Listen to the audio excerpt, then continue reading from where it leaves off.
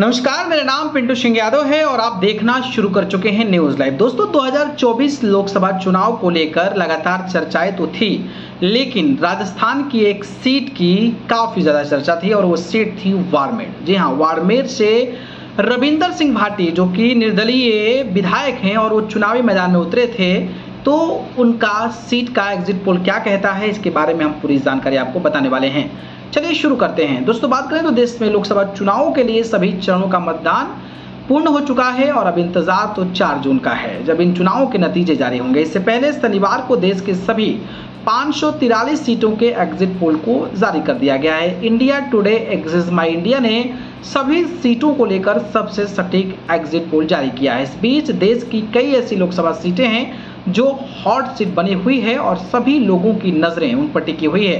इन्हीं में से एक सीट है राजस्थान की बाड़मेर जैसलमेर लोकसभा सीट। यहाँ निर्दलीय उम्मीदवार रविंदर सिंह भाटी, कांग्रेस उम्मीदवार उमेद राम बेनीवाल और बीजेपी के कैलाश चौधरी मैदान में है। हालांकि इस लोकसभा सीट पर मुकाबला रविंदर भाटी और कांग्रेस उम्मीदवार उमेद राम बेनीवाल के बीच है। इंडिया टुडे एक्सिस माई इंडिया के एग्जिट पोल के मुताबिक बाड़मेर जैसलमेर लोकसभा सीट पर भाटी हावी नजर आ रहे हैं। उनके पक्ष में माहौल बनता दिख रहा है। ऐसे में बीजेपी और कांग्रेस के लिए बड़ा झटका हो सकता है। बता दें कि रविंदर सिंह भाटी पाकिस्तान की सीमा से सटे राजस्थान के बाड़मेर जिले के सीव विधानसभा सीट से वर्तमान में निर्दलीय विधायक हैं। इस पूरे चुनाव में वो अपनी सभाओं में भीड़ को लेकर लगातार सुर्खियों में बने रहे। उनकी रैलियों में बड़ी तादाद में लोग नजर आए, जिसके मद्देनजर चुनाव से पहले ही उनकी जीत के तमाम दावे होने लगे थे। उनकी दावेदारी में सबसे बड़ा झटका बीजेपी को लगा है, कारण उन्होंने बाड़मेर से बीजेपी के वर्तमान सांसद कैलाश चौधरी के लिए मुश्किलें पैदा कर दिया है। राजस्थान में लोकसभा की कुल 25 सीटें हैं।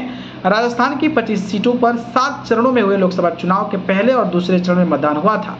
राजस्थान की 12 सीटों गंगवार, बीकानेर, चूरू, झुंझुनू, सीकर, जयपुर ग्रामीण, अलवर, भरतपुर, करौली, धौलापुर, दौसा और नागौर सीट के लिए पहले चरण में 19 अप्रैल को वोट डाले गए थे। इसके अलावा अलग अलग जगहों पर डाला गया था। पिछले लोकसभा चुनाव की बात करें तो 2019 में एनडीए ने क्लीन स्वीप किया था और सूबे की 25 में से 24 सीटों पर बीजेपी उम्मीदवार जीते थे, तो वहीं एक सीट से आरएलपी के हनुमान बेनीवाल जीते थे। हनुमान बेनीवाल की पार्टी को तब बीजेपी का समर्थन हासिल था। कांग्रेस सूबे की सत्ता पर काबिज होने के बावजूद खाली हाथ रह गई थी, लेकिन रविंदर सिंह भाटी को लेकर जिस तरीके से चर्चाएं हो रही है, तो माना जा रहा है कि वो चुनाव इंडिपेंडेंटली जीत सकते हैं। बाकी इस पर आप क्या कहेंगे, कमेंट बॉक्स में। धन्यवाद।